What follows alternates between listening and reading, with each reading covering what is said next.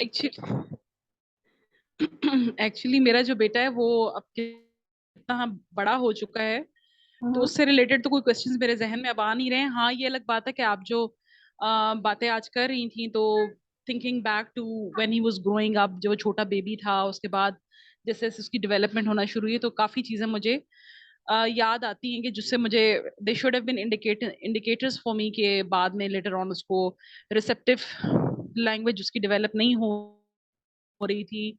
Expressive में वो अभी भी बेचारा स्ट्रगल करता है।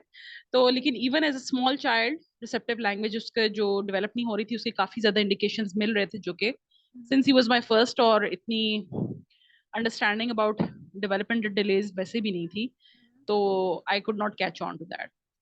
लेकिन आपने जो अभी जो इन बच्चे ऐसे बच्चों के साथ कोप करने के जो तरीके बताए हैं, particularly about teaching them how to play with other kids, क्योंकि जो बच्चे usually expressive and receptive delays उनकी लैंग्वेजेस में होते हैं, और वैसे भी ऑटिज्म का एक फीचर ये होता है कि उसमें ये प्रॉब्लम जरूर आता है कि they don't know how to play with kids.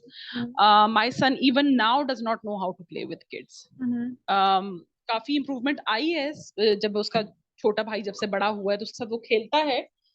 लेकिन अभी भी उसको टर्न टेकिंग में इश्यूज होते हैं, और कोऑपरेशन में कुछ इश्यूज होते हैं इस तरह के, कि जिसमें मतलब वो अपनी हैबिट से फंस जाता होता है, स्टबन हो जाता है, मतलब मेच्योरिटी उसकी उस लेवल पे नहीं है जो इस एज के बच्चे यूजुअली जिस लेवल पे होते हैं। तो how would you advise me to go about teaching him how to take turns at this age? अच्छा, आप ये देखें, जब हम अक्सर गेम्स खेलते हैं, जो कम्पिटेटिव गेम्स, जिन गेम्स की मैंने बात की, जो मैंने टेक्निक्स बताई हैं, मैंने आपको कहा था कि आप ये मत सोचे कि बच्चा छोटा है बड़ा, आप ये चीजें किसी ना किसी कैपेसिटी में बच्चे के साथ कर सकते हैं। अब देखें, पोएम्स या कोई और चीज आप बच्चे के साथ रीड कर सकते हैं। वो कुछ जो जिंगल्स होते हैं बच्चे के साथ रीड कर सकते हैं।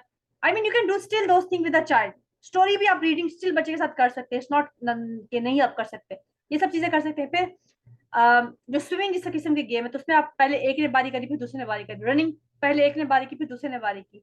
जो फुटबॉल होता है, उसमें हमने दो लोगों ने खेलना होता है ना। फुटबॉल अकेले नहीं खेलता, आप दो लोग खेलते हैं। एक ने उसको पास किया, उसने उसको पास किया, जी ऑटोमेटिकली बच्चे के अंदर आता है। फिर क्रिकेट में भी आ सकता है, ठीक है। ये क्रिकेट ने, फिर जैसे हम रनिंग की गेम है कि बच्चे ने फेंका, पहले एक के पीछे भागेंगे, दूसरे के पीछे भागेंगे। पिकाबू, या पिकाबू की बड़ी फॉर्म हाइड एंड सीक है। एक छुपा, जी दूसरे से बिल्कुल। ढूंढा, दूसरे छुपा से ढूंढा। फिर आप क्या कर सकती हैं कि टर्न टेकिंग, जब आप उनके साथ काम करती हैं ना, जो आप टेबल सेट करती खाने के लिए, तो आप दोनों को बोले कि बारी बारी चीजें लेकर आए। पहले एक लेकर आए, फिर जी दूसरा लेकर आए। फिर आप एक और चीज कर सकती है कि आप बिल्कुल। आपको ट्रे पास कर दे। अगर ट्रे थोड़ा आपको डिफिकल्ट लगती है, फिर चम्मच पास कर दे। मतलब आपने पानी सबको पास करना होता है ना अपने, या फिर ट्रे सबको पास करनी थी, या जो, बिल्कुल। जो बोल होता है सालन का, वो सबको पास करना होता है। तो छोटी एक्टिविटीज के थ्रू जो है ना, आप ये चीजें कर सकती हैं।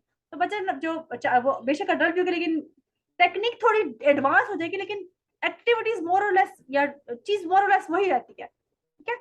सेम ही होंगी। वो लग जाए तो ऐसा अच्छा, होता एक चीज जो आई फील जो ज्यादा उसके लिए प्रॉब्लमैटिक है ना, when it comes to plays, that he gets frustrated very easily. और जब वो फ्रस्ट्रेट हो जाता है, तो फिर वो एग्रेसिव हो जाता है। जब वो एग्रेसिव हो जाता है, तो इवन अपने मतलब जैसे भाई को डांटेगा, या नेम कॉलिंग करेगा, या उसको मारने के लिए हाथ उठाएगा। है। तो ये जो एक पर्टिकुलर इशू है, इससे मैं जरा ज्यादा परेशान होती हूँ कि मतलब वो जो उसकी फ्रस्ट्रेशन है, देन नेचुरली वो फिर उसकी पढ़ाई में भी आती है, उसको और स्किल्स अटेन करने में भी उसके लिए एक इम्पेडिमेंट बनती है ना। तो तो उसकी I don't know how to physical activity पे भी डिपेंड करता है, कितनी फिजिकल एक्टिविटी आपके बेटे की। फिजिकल एक्टिविटी बस इतनी है कि he goes for jog and a walk शाम को। स्पोर्ट्स वो नहीं खेलता है, बिकॉज आई टोल्ड यू कि वो he does not play sports at all. उससे पहले जिम होता था, जिम अब खत्म हो गया, स्विमिंग खत्म हो गई है बिकॉज ऑफ कोविड। तो राइट नाउ तो उसकी फिजिकल एक्टिविटी इतनी कभी लो नहीं थी जितनी अब हो गई है।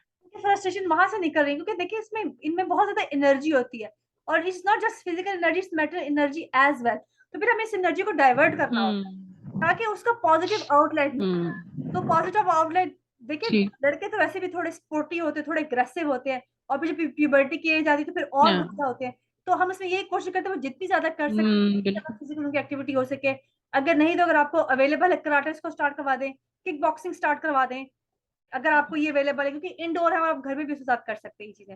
सो अगर आपको कोई अवेलेबल हो सकता है अपने एरिया में, ठीक है, तो उसको आप जो है उसमें किक बॉक्सिंग में कर दें, स्क्वॉश में अगर उसको कर सकते हैं, बैडमिंटन में कर दें। लेकिन ये कि मेरे ख्याल से जो जिस किस्म के लड़के, मतलब जो लड़के होते हैं ना, उनको ये कराटे और किक बॉक्सिंग ज्यादा वो करती है, अट्रैक्ट करती है, क्योंकि इसमें ना अपने अपने अपने ओपोनेंट को वो करते हैं। लेकिन इंटरेस्टिंग बात ये होती है कि आपने जो करना था वो ना बड़ा कंट्रोल वे में करना होता है, मतलब जख्मी नहीं करना होता, वो कंट्रोल बच्चे के अंदर वो आता है।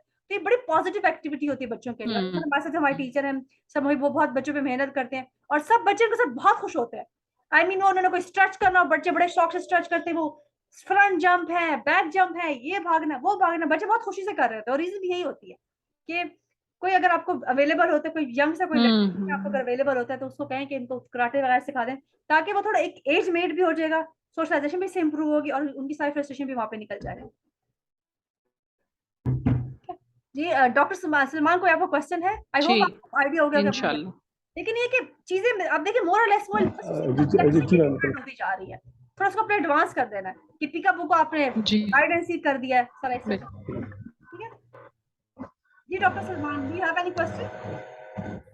जी जी मैम, मैम जो मेरे सन है ma'am, he is 10 years old, लेकिन ये कि मैम वो जो भी होता है कि अगर वो इंडोर गेम में है या आउटडोर में है, तो मैक्सिमम जो है वो 5 मिनट से ज़्यादा वो उसमें टाइम नहीं देता है, यानी आफ्टर 5 मिनट ही क्विट्स। तो उसका मैम क्या रीज़न है, what should I do? Span कम है ना, आपने मेरे साथ बाबा के सेशन नहीं अटेंड किए, उनका टेंशन स्पैन कम, आपको टेंशन स्पैन पे काम करने की जरूरत है। बहुत सारी एक्टिविटीज होती है जिन पे हमने काम करने की जरूरत होती है, तो टेंशन स्पैन कम होने की वजह से बच्चा वो एक्टिविटी नहीं कर पाता। वो इट कुड बी, और ये जितने बच्चे हैं वो इधर वो ऑटिज्म के हैं, वो एडीएचडी के बच्चे होते हैं, या जिनकी स्पेशल नीड होती है बच्चे भी ना, उनके वो अटेंशन स्पैन के ऊपर काम करते हैं। तो डिफरेंट एक्टिविटी होती है, हर चाइल्ड की नीड डिफरेंट होती है, हमें हर एक के डिफरेंट तरीके से काम करना होता है। तो पहले जब तक हम उसके ऊपर काम नहीं करेंगे, तब तक जो है हम ये एक्सपेक्ट नहीं कर सकते कोई एक्टिविटी बहुत टाइम तक करेगा।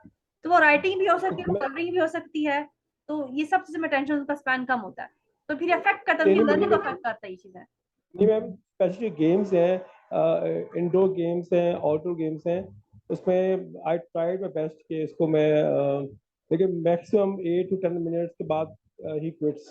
उसमें ना कोई भी गेम ऐसी नहीं है जो है इंक्रीज कर देना, और 2-3 स्पोर्ट्स एक दिन रखें, ठीक है मैम, डिफिकल्टी लेवल को इंक्रीज करें। फॉर एग्जांपल अगर आप कैच एंड थ्रो कर रहे हैं, तो कैच एंड थ्रो को डॉज द बॉल करते हैं, तो डिफरेंट तरीके से करें, थोड़ा डिफरेंट वे में, उसको दूर से तुम कैच करो, यू गेटिंग द पॉइंट, तो तुम दूर से कैच करो, तो डिफिकल्ट करें उसको टास्क, ताकि उसको भी चैलेंजिंग भी लगे, और आपको खुद भी आइडिया कि अगर आपने किसी स्पोर्ट को चैलेंजिंग बनाया तो फिर आप कैसे बना सकते हैं, कि आपने जंप करके कैच करो, इस तरह से कैच कर लो, उस तरह से कैच कर लो, या फिर हम एक बड़ी वो इंटरेस्टिंग एक्टिविटी जिसमें ना आपको पूरा ट्रैक बनाते हैं बच्चे के लिए, और डिफिकल्ट ट्रैक से बनाते हैं, उसको कुछ खास नाम भी होता है, कि बच्चे ने इस गुजर के जाके बॉल लेकर आनी है, तो डॉच तरीके से भी हो सकता है, जिग जैग तरीके से भी ट्रैक हो सकता है।